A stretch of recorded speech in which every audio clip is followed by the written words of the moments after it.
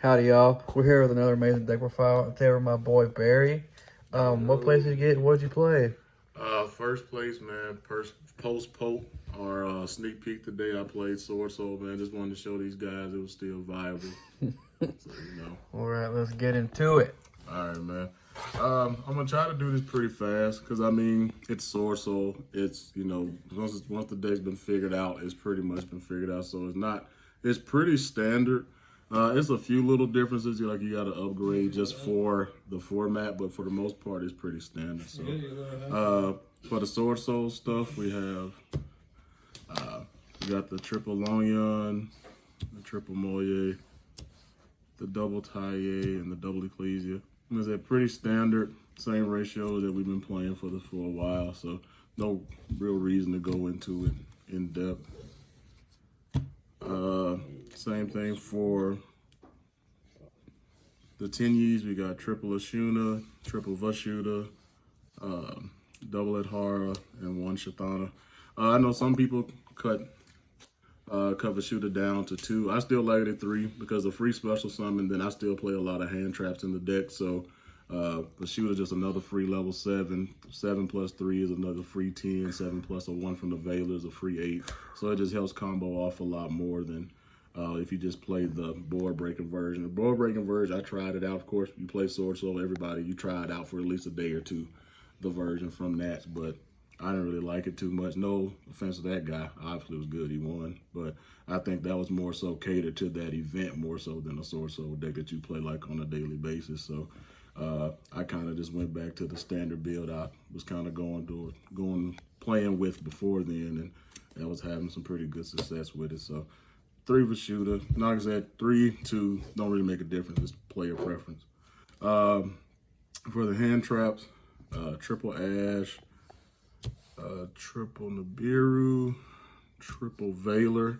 Again, like I said, I still like the Veiler and Ash combo on the deck because with the Tenyis, sometimes you just opened up those hands to where if you didn't play the hand traps, you're really just depending on the board breaker, like he was main decking the rivalry. You're really just depending on that and just praying that it gets you to where you need to go. I'd rather just have the hand trap to still just kind of slow down my opponent's play so they can't OTK me, because pretty much every deck in the format now can OTK, especially post-poke with the Terralaments and with the Splight decks. They're crazy explosive, so I want to have something that can slow them down.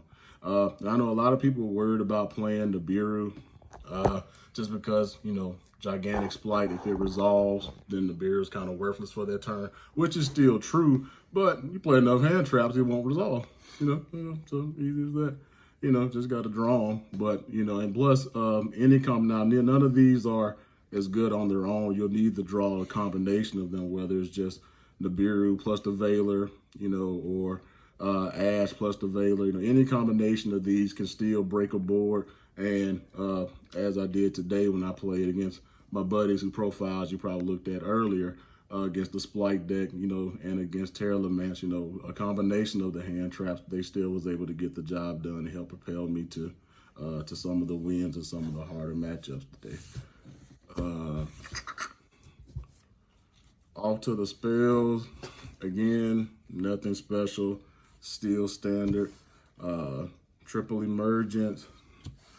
Triple Circle, no Vessel. You still playing Vessel. I think you're just a little lost in the times. Don't get me wrong, Vessel's a good card, but just the format's just shifted too much to where Vessel is just too much of a dead card. It's kind of a win more. Rather have something that's going to guarantee my plays to go through rather than just trying to get more Tenyis to my hand. So double Droplet and double Desires. I mean, we're one of the few decks in the format that can take advantage of Desire, so there's no reason not to still play it. And you do need a form of a board breaker in your deck other than your hand traps. Again, helps you deal with these stronger boards that the deck isn't used to going up against, that Splight can make, that Terralaments can make. Both of those decks can make one card go into fucking an almost unbeatable board. So you need something to kind of help even it out. And for me, Forbidden Droplet does that. I know a lot of people are kind of looking into playing, Dark Wheel of No More for the format.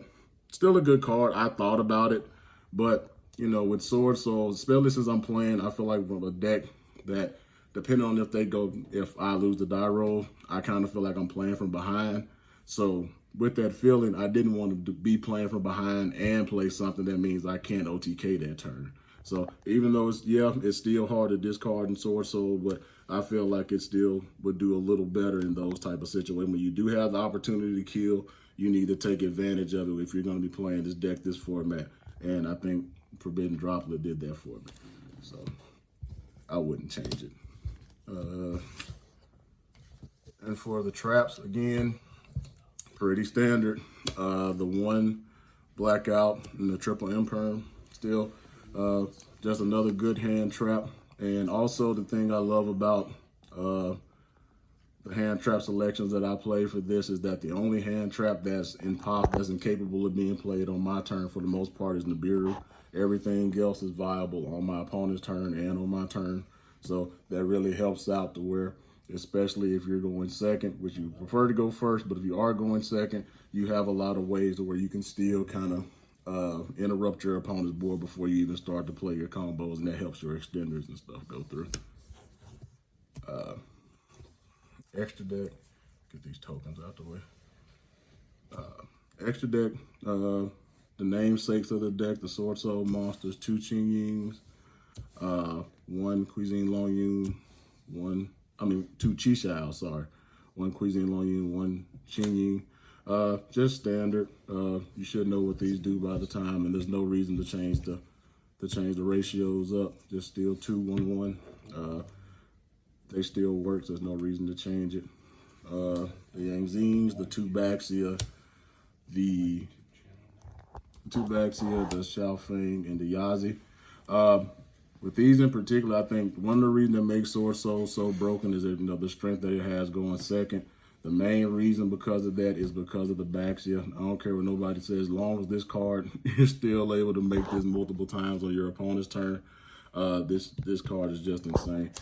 This is the main reason why, especially in the Terra Lance matchup in the finals at our sneak peek, I was able to pull it out. He had a massive board on the field with Kaleido Heart and a bunch of the other freaking Terra Lance monsters. I don't know what half of them do. And he interrupted me like 6 times, but I saved my normal summon. I saved my normal summon of Taiye, and I already had Ecclesia on the field. And being able to just make Baxia twice and just basically shuffle his entire board back into the deck instead of letting it go to the graveyard and letting them get their bonus trigger effects from the grave, it literally it swung the momentum back in my favor, and he really wasn't able to recover after that. So, you sucked out there. I'm playing that one day. After that, it's the just power one-ofs. For me, I do the Baron, which is pretty standard. I still like to do the Risen Dragite. I know a lot of people trade this out now for the Light Charmer. I know back in, months ago, people were playing Crimson Blader. I still like the Risen Dragite because I think, especially now in the early days of this format, there's still going to be a lot of decks being played from last format, because a lot of people, since Terra Lance and Splight is just so heavily wanted by everybody, it's going to be tough for everybody to have everything so quickly. So especially maybe for the next few weeks, if I still decide to stay with this deck, I'm going to keep this in because it still helps up against some of the matchups that the deck is just naturally has an issue with, like L-Lich and other L-Lich variant decks like Punk L-Lich and things like that. But also, which came up today, which comes up sometimes, but not too much, but it may come up a little bit more this format with Exo Sister, not to forget about that deck. It's a really good new deck too coming into this format, is that a deck like that can main deck Gozen match. And I actually played an Exo Sister matchup round 1, and he locked me out with Gozen, and literally, if I didn't still play this, I would have just lost off the back of the Gozen, but I was able to do Moye, some of the token, which is a water, Moye is a water, go on the Risen Dragite, and was able to play through it. I basically just did Risen Dragite beatdown for the rest of the game, and I was able to pull it out. Cheeky little play too is that since I main deck Nibiru, I'm actually able to do his main phase effect to reveal 5, reveal a rock. You can shuffle that many back. I was able to shuffle back some of his cards. I revealed a couple of Nibiru, so that was pretty cool. And lastly, the things that make the deck function, the 10 Yi stuff. Triple Monk, 1 Shaman, and the Berserker. The Berserker just always helps you close out games. And another little thing that against especially the Terra Lance deck, Berserker came up a lot. I sided in my DD Crows, which you'll see in my side deck, but I never really saw them, but I was always able to make Berserker because for them to fuse, they have to remain in the graveyard and be able to get shuffled back into the deck for them to resolve. But if they trigger in the grave, you can chain the Berserker, you banish it, and the effect will resolve. It will basically fizzle because they can't shuffle back into the deck. So that means they don't get their fusion, and they can't trigger the field spell, which means they can't pop a card on the field. So that came up a lot. Didn't say I put it, I kept, it just was a card that's always been in the deck, and it comes up in those type of situations, and it actually came up pretty well today because of that. And Monk is just insane. Never thought you'd be saying that about a normal monster, a monster without an effect, but he's cracked. Why don't you play the Crimson card? What's it called? Crimson Blader. Crimson Blader. I mean, Crimson Blade is good. I used to play him back. I used to play him a couple of like earlier on in the format, but especially now going into Splight, especially because you got to prepare for the format. It'll be good against something like Terra Lance because they'll keep them from basically fusion. But then you play a deck against Splight and they'll do absolutely nothing. So I just want to have something in the extra deck that I can use. It may not be the best in every situation, but every card is useful in pretty much every situation. So, but there's just early on in the format. If I do stay with Swordsoul, it may be sometimes I may change some stuff up, but it just depends on how things goes. And the side deck, this is where the minimum changes happen, but not too much. Got 2 Crow, 3 Ogre, 1 Feather Duster, 2 Lightning Storms, 1 Red Reboot, 3 Rivalry, and 3 Anti-Spell. Everybody knows Anti-Spell is like the god card of the format out of the side deck. Like, literally, if things keep going this way, Konami may have to address Anti-Spell like they did IO because it's literally that powerful, depending on the decks and how your opponent opens up. Rivalry, good in this deck. Like I said, I don't think it's, for me personally, my play style, it's not good enough to main, but it's still too good not to play at all. Like I said, especially if you can establish your board and go first against Terra Lance, against Splight. Terra Lance, it literally hones them in the only playing literally with their own main deck monsters. Like again in the finals against the Terra Lance player, against Dante. I flipped this when he summoned, what's the name of the card? Aluber. He was playing branded Terra Lance. He summoned Aluber off of branded opening in the standby phase. Got his effect, and at res, I just flipped Rivalry, and he literally was just stuck in the mud. He could not do anything because he couldn't get the Aluber off the field. I mean, he couldn't resolve any of his fusions. He couldn't activate any of his Terra Lance cards, so he couldn't even activate the branded fusion. So it literally just locked him out, and that's how I was able to close out the game 3 of our match. Like I said, I already talked about how broken Anti-Spell is. This also helps. It didn't come up, but I did side it in, and it does help against Splight as well. If you do this against Splight, they're literally playing with a one-dimensional deck. They can only play with the Splight side of their deck. You cut off the entire Frog engine. Because most people are playing the Toad engine inside the deck. It cuts off the entire Toad engine. They're playing the Nebo Beaver engine. They get stuck on that. It cuts out all of these other level 2 engines that they're able to use to make the deck overwhelming. It just leaves them only playing with a one-dimensional style of play. And with Swordsoul, that's very easy to overcome.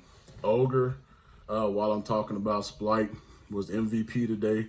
RIP to KP from Ogre. I know he said something about it in his deck profile, but yeah, Ogre overperformed today. I was a little sus about it earlier. I was thinking it probably wasn't going to be that big of an impact. But yeah, against Splight, if you're able to bait out their other disruptions, and when they're going hold the Ogre, for when they go to activate Giant Splight and you ogre it, it's damn near game over after that. Like, there's literally nothing they can do. Like KP said, every time I just held all my disruptions to just play with the gigantic Splight. Every time he activated it, sent ogre, and it was GG, man. It was pretty much GG after that. Crow is just multi-versatile right now. Like I said, against the Terralymance, again, kind of like the same thing with the Berserker from the extra deck. When the Terralymance monsters trigger, if you can get them out of the graveyard before the effect resolves, the effect fizzles and they can't fuse. So it came up pretty good. That might be the only thing I would change out of the entire deck, is maybe trying to find a way to add in a third Crow. Don't know what I would take out yet, but 2 was good. 2, I never saw it today, so that's kind of why I want to bump it up. But obviously, luckily things, still worked out in my favor. And, even though we got these super powered mid-range decks / combo decks in the format now, you still got to prepare, for the back row. So Red Reboot, the Double Lightning Storm, and the Harvest Feather Dust, I think that's enough for back row. Like I said, they came up a little bit today, but not really too much. So like I said, guys, I don't want to keep it too long. Like, I think Swordsoul is pretty much still standard. Like I said, a few changes, and it can still cover everything in the format.